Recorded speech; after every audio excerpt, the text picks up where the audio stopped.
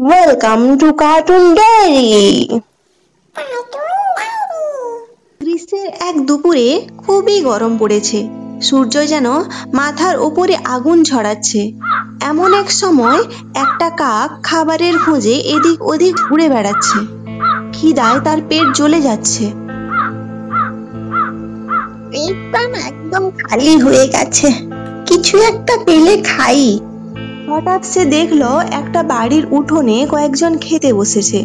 কাকটির মাথায় এক কুবুদ্ধি এলো। হঠাৎ সে ডানা মেলে উড়ে গেল এবং তাদের খাবার থেকে একটা মাংসের টুকরো মুখে তুলে নিয়ে উড়ে চলে গেল।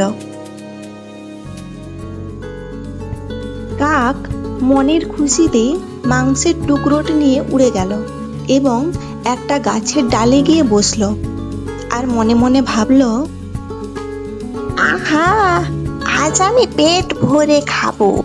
মাংসটা দেখতেও খুব টেস্টি লাগছে। ঠিক তখনই এক চালাক শিয়াল সবকিছু দেখে ফেলে। সেও ওই মাংসটা খেতে চায়।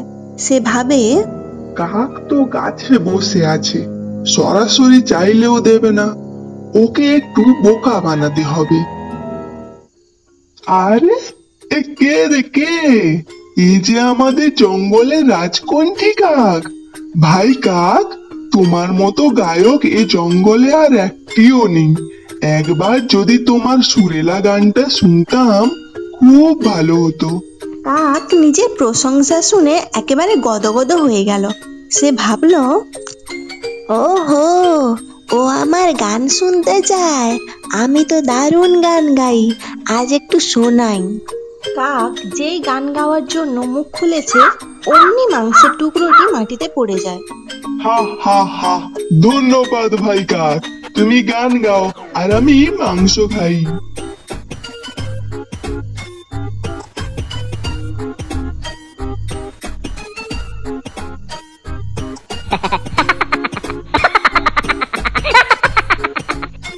এই গল্পটি ভালো লাগলে লাইক, শেয়ার আর সাবস্ক্রাইব করতে ভুলো না।